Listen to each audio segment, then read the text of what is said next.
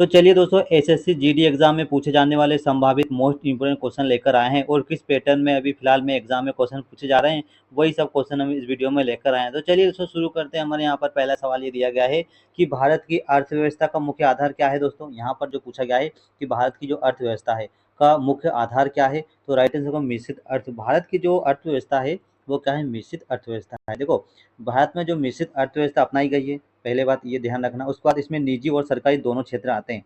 तो मिश्रित अर्थव्यवस्था में एक निजी और सरकारी दोनों क्षेत्र आते हैं और सरकार जो सार्वजनिक हित के लिए कार्य करती है और निजी क्षेत्र व्यापार उद्योग को बढ़ाते हैं, है ना। और यह व्यवस्था 1991 के बाद से अधिक उदार हुई है। तो यहाँ पर जो क्वेश्चन ये पूछा था कि भारत की अर्थव्यवस्था का मुख्य आधार क्या है, तो मिश्रित अर्थव्यवस्था है।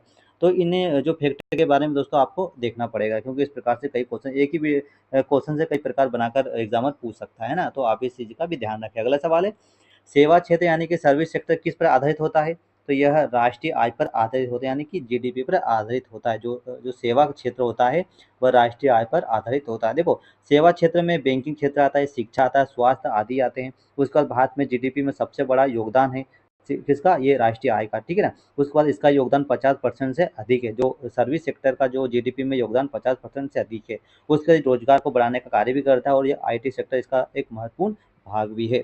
अगला सवाल है, भारत के प्रथम वित्त मंत्री आर के षणमुख शेट्टी का कार्यकाल कब शुरू हुआ था। तो भारत के देखो प्रथम वित्त मंत्री कौन थे, तो षणमुख शेट्टी थे। उनका कार्यकाल कब शुरू हुआ था, तो 1947 में उनका कार्यकाल शुरू हुआ था।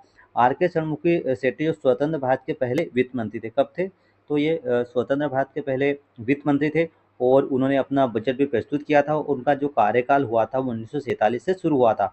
वे एक प्रसिद्ध अर्थशास्त्री भी थे, यानी अर्थशास्त्र थे वो, और उन्होंने आर्थिक नीतियों की भी नींव रखने का कार्य किया था। किसने, तो षणमुख शेट्टी ने, और वो प्रथम वित्त मंत्री थे। कब थे, स्वतंत्र भारत के पहले वित्त मंत्री थे।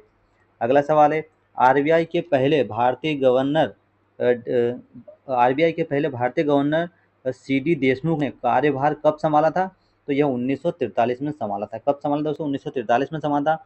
जो सीडी देशमुख आरबीआई के पहले भारतीय गवर्नर थे, याद रखना, जो सीडी देशमुख है वह रिजर्व बैंक ऑफ इंडिया के पहले भारतीय गवर्नर भी थे। उन्होंने 1943 को अपना पद संभाला था। उसके बाद उन्होंने पहले अंग्रेजी अधिकार उनसे पहले जो गवर्नर होते वह अंग्रेजी होते थे, लेकिन उसके बाद सबसे प्रथम अगर कोई गवर्नर बना है तो वह सीडी देशमुख बना है। वो भारतीय थे, यानी कि पहले वो भारतीय थे।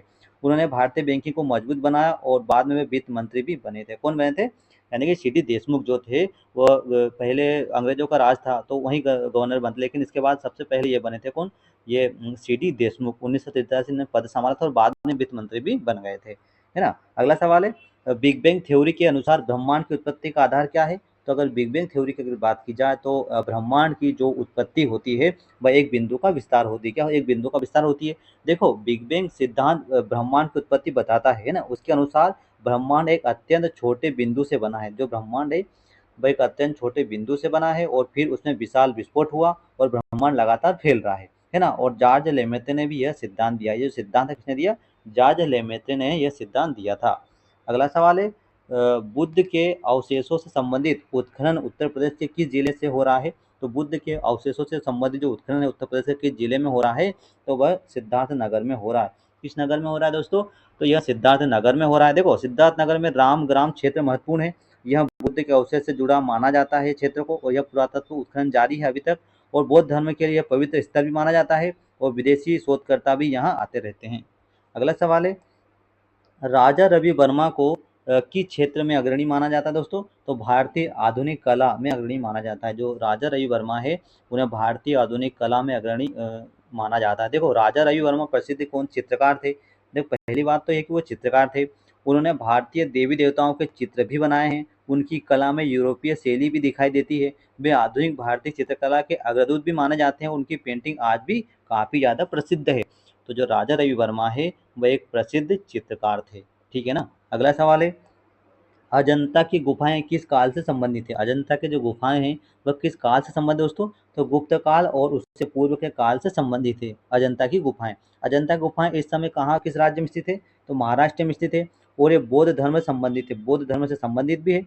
इनका निर्माण दूसरी शताब्दी ईसा पूर्व से हुआ था और गुप्त काल में इसका विकास भी हुआ था। और यह सुंदर भित्ति चित्र पाए जाते हैं। यहाँ पर ये जो सुंदर भित्ति चित्र पाए जाते हैं, तो याद रखना अजंता की जो गुफाएं हैं वो कहाँ, अजंता गुफाएं महाराष्ट्र में स्थित है और गुप्त काल और उससे पूर्व से संबंधित है। अगला सवाल है, एलोरा की गुफाएं किस धर्म से संबंधित दोस्तों?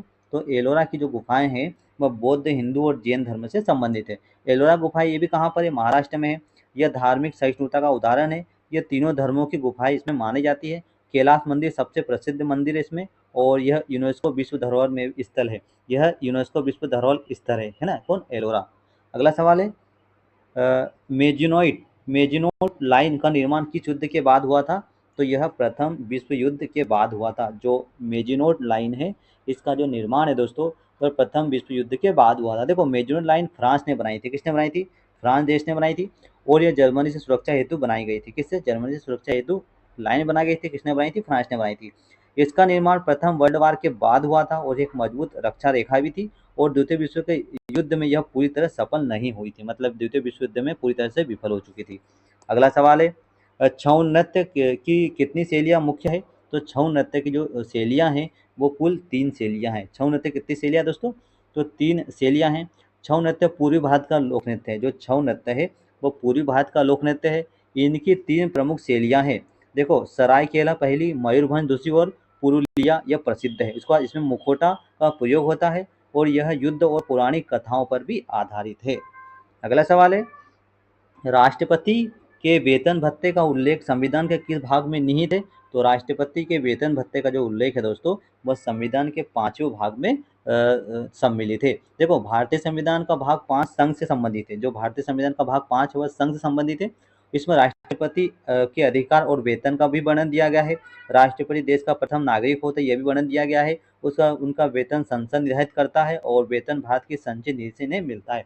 जो राष्ट्रपति को जो वेतन है वेतन भारत की संचयी निधि से मिलता है। अगला सवाल है, मुगल पेंटिंग में किन रंगों का प्रयोग अधिक होता है दोस्तों? तो मुगल पेंटिंग में प्राकृतिक और जीवंत रंग का प्रयोग सर्वाधिक होता है। जो मुगल पेंटिंग में प्राकृतिक और जीवंत रंग का प्रयोग अधिक होता है। देखो, मुगल चित्रकला बहुत आकर्षक होती है। इसमें प्राकृतिक रंगों का उपयोग होता है। चित्रों में दरबार और युद्ध दृश्य दिखाते हैं। जहांगीर के समय कला का विकास हुआ था और मिनिएचर शैली विशेष प्रसिद्ध थी। तो मुगल पेंटिंग में किन रंगों का प्रयोग होता है? तो प्राकृतिक और जीवंत रंगों का काफ़ी ज़्यादा प्रयोग होता है। देखो, ये जो मुगल चित्र बहुत आकर्षक थी उस समय, और उसमें प्राकृतिक रंग का प्रयोग करते हैं, ये इसकी इम्पोर्टेंट है। उसके बाद चित्र में दरबार और युद्ध दृश्य भी दिखा, इसके जो चित्र है उसमें दरबार और युद्ध के दृश्य को दिखाया गया है। अगला सवाल है, घटिया वस्तु के उदाहरण में क्या आता है दोस्तों? तो मोटा अनाज आता है। देखो, इसमें क्या है, घटिया वस्तु भी होती है जिनकी मांग आय बढ़ने पर घट जाती है। मतलब जिनकी जो मांग है वह आय अगर बढ़ी तो उनकी जो मांग है वह आय बढ़ने पर क्या हो जाती है? घट जाती है। जैसे कि बाजरा या मोटा अनाज। आय बढ़ने पर लोग जो बेहतर वस्तुएं खरीदते हैं। यह अर्थशास्त्र का महत्वपूर्ण सिद्धांत भी है। उसे इन्फेरियर गुड्स कहा जाता है। अगला सवाल है, दादा भाई नौरोजी की पुस्तक का नाम क्या है?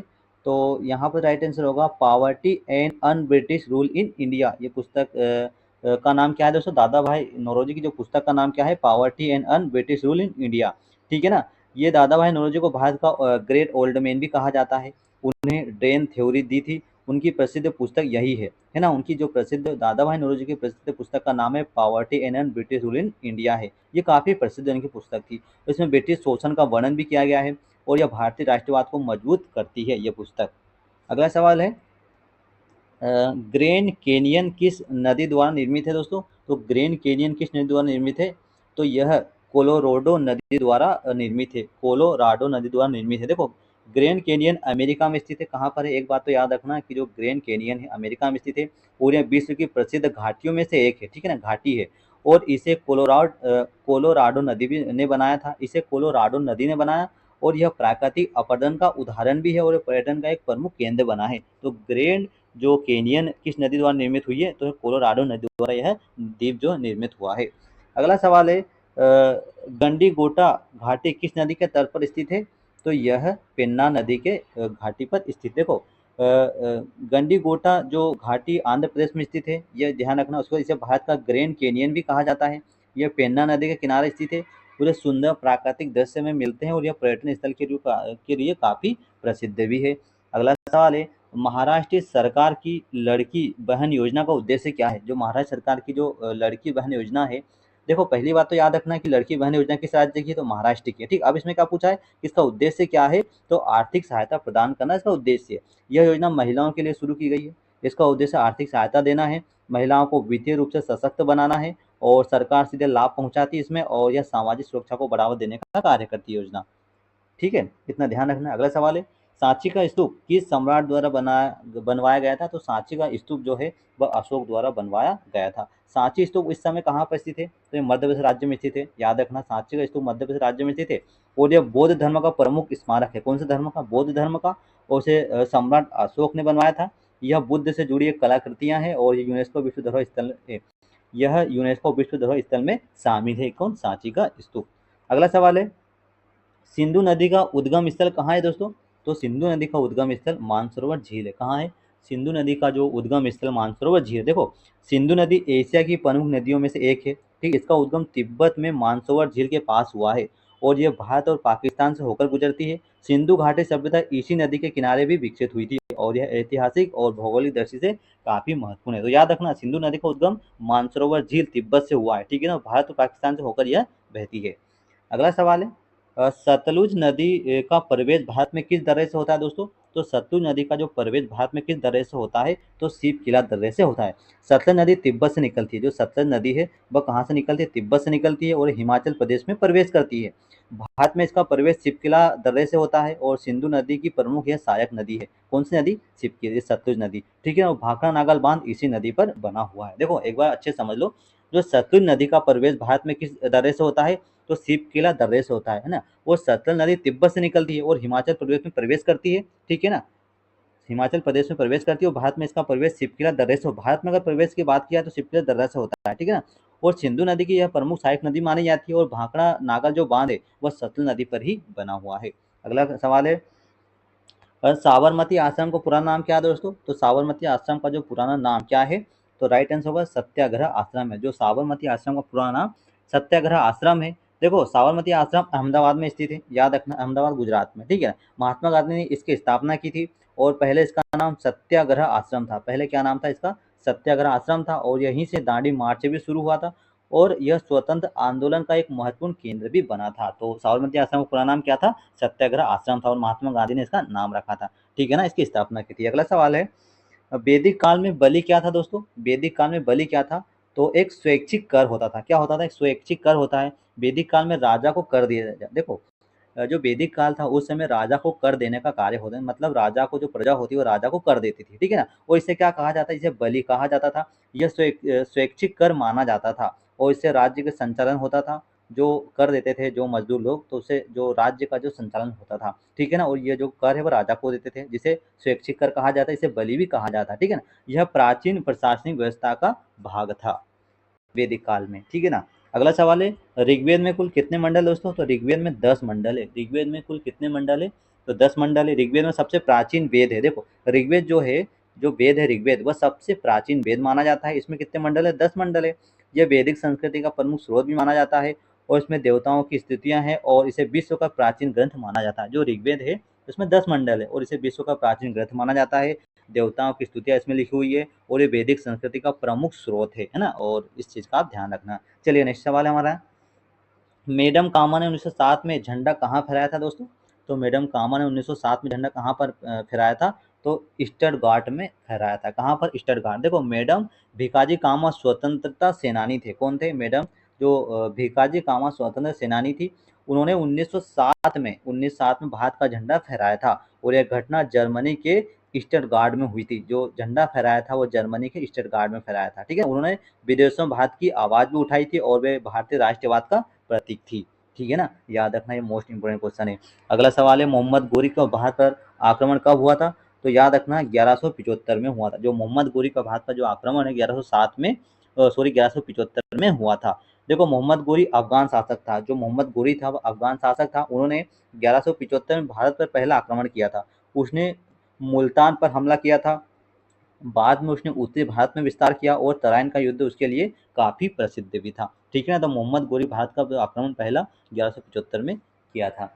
चलिए अगला सवाल दोस्तों हमारे यहाँ पर, गुलाम वंश का संस्थापक कौन था दोस्तों? तो गुलाम वंश के जो संस्थापक कौन थे? तो कुतुबुद्दीन ऐबक। जो कुतुबुद्दीन ऐबक है वह कौन था, गुलाम वंश के संस्थापक थे। गुलाम वंश नींव इन्होंने रखी थी, किसने, कुतुबुद्दीन ऐबक ने। देखो कुतुबुद्दीन ऐबक दिल्ली सल्तनत का पहला शासक था। दिल्ली सल्तनत का अगर पहला शासक की बात की जाए तो कुतुबुद्दीन ऐबक था। उसने गुलाम वंश की स्थापना की थी और वह मोहम्मद गोरी का सेनापति था। जो कुतुबुद्दीन ऐबक था वो मोहम्मद गोरी का सेनापति था, ठीक है। उसने कुतुब मीनार का निर्माण भी करवाया था, ठीक है। मोहम्मद गोरी का सेनापति था और कुतुबुद्दीन ऐबक ने ही कुतुब मीनार का निर्माण कराया था और उसे लाख बख्श भी कहा जाता है। तो इस चीज़ का भी आप ध्यान रखना। थोड़े थोड़े फैक्ट को भी आपको दोस्तों याद रखना पड़ेगा, जो एग्जाम में आपके लिए काफ़ी हेल्पफुल होने वाला है। तो चलिए अगला सवाल है, तुगलक वंश की स्थापना किसने की थी दोस्तों। तो तुगलक वंश की स्थापना गयासुद्दीन तुगलक ने की थी। देखो गयासुद्दीन तुगलक ने तुगलक वंश की स्थापना की थी। यह दिल्ली सल्तनत का महत्वपूर्ण वंश माना जाता है। उसने तुगलकाबाद किला भी बनवाया था और उसके बाद मोहम्मद बिन तुगलक शासक बना और तुगलक काल प्रशासनिक प्रयोग के लिए काफ़ी प्रसिद्ध हुआ था। चलिए अगला सवाल है, मधुबनी पेंटिंग, ये मोस्ट इंपोर्टेंट क्वेश्चन दोस्तों, ध्यान से देखना है इसको, कि मधुबनी पेंटिंग किस तकनीक से बनाई जाती है। तो उंगलियों और ब्रश से बनाई जाती है। देखो मोस्ट इंपोर्टेंट क्वेश्चन है, जो मधुबनी पेंटिंग है, जब पेंटिंग बनाते हैं तो उंगलियों और ब्रश का इस्तेमाल किया जाता है, ठीक है ना। मधुबनी पेंटिंग किस राज्य में प्रसिद्ध, तो बिहार राज्य में प्रसिद्ध है। उसे उंगलियों और ब्रश से बनाया जाता है। इसमें प्राकृतिक रंगों का प्रयोग होता है, याद रखना जो रंग होते हैं वो प्राकृतिक होते हैं, ठीक है ना। और मुख्य विषय देवी देवताओं और प्राकृतिक चित्र होते हैं। इसका जो मुख्य विषय है वह देवी देवता और प्रकृति होते हैं ना। और यह विश्व भर में ये मधुबनी पेंटिंग प्रसिद्ध है, लेकिन किस राज्य संबंधित है, प्रसिद्ध है लोक कला बिहार से। अगला सवाल है, जे थॉमसन का प्रयोग किस उपकरण से संबंधित है। तो J Thomson cathode ray tube से संबंधित। देखो जे थॉमसन ने इलेक्ट्रॉन की खोज की थी, आप ये सभी जानते हैं ना। जे थॉमसन इलेक्ट्रॉन की खोज की थी, लेकिन उन्होंने कैथोड रे ट्यूब का भी प्रयोग किया था। किसने प्रयोग किया था, जे थॉमसन ने कैथोड रे ट्यूब का प्रयोग किया था, ठीक है ना। लेकिन उन्होंने इलेक्ट्रॉन की खोज की थी और यह आधुनिक परमाणु सिद्धांत में महत्वपूर्ण था। उन्हें नोबेल पुरस्कार भी मिला था जे थॉमसन को। और इलेक्ट्रॉन की खोज विज्ञान में बड़ी उपलब्धि रही थी। जो इलेक्ट्रॉन की खोज किसने की थी, जे थॉमसन ने। तो ये काफ़ी बड़ी उपलब्धि रही थी।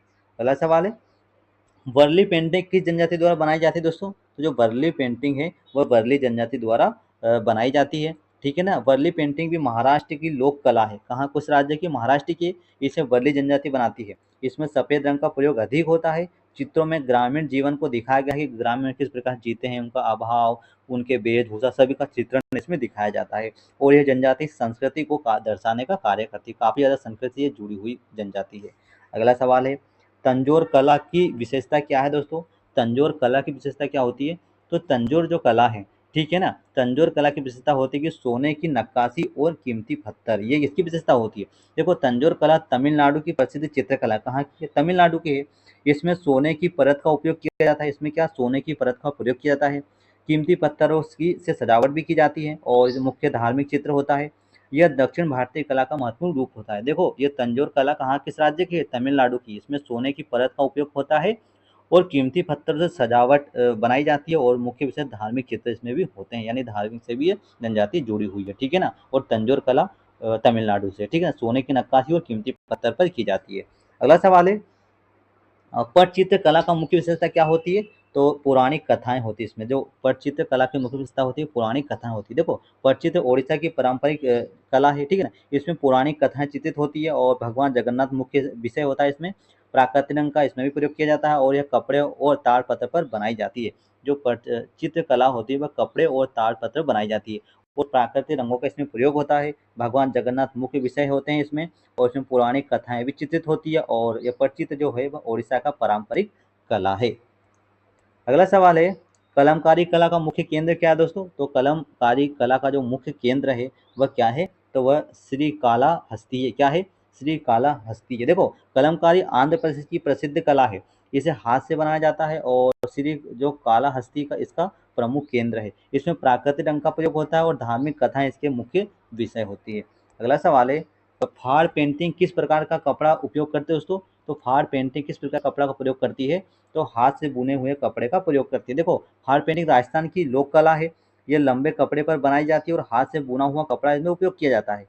इसमें लोक देवताओं की कथाएं भी दिखाई गई है और पारंपरिक चित्रकला की शैली है ये, ठीक है ना। अगला सवाल है, गोंड पेंटिंग में किस चीज का चित्रण होता है। गोंड पेंटिंग में किस चीज का चित्रण होता है, तो प्रकृति और पशु पक्षी के चित्र बनाए जाते हैं गोंड पेंटिंग में। गोंड पेंटिंग मध्य भारत की जनजाति की कला है। मध्य भारत की जनजातीय कला है और इसे प्रकृति का चित्रण है और पशु पक्षियों के विशेष रूप से इसमें दर्शाया जाता है कि उनके जो भी कला होती है पशु पक्षियों के जो भी होते हैं उनको क्या है इसमें अच्छे से मतलब चित्र के द्वारा दर्शाया जाता है कपड़े पर, ठीक है ना। पशु पक्षियों में विशेष रूप से इसकी पेंटिंग बनाई जाती है।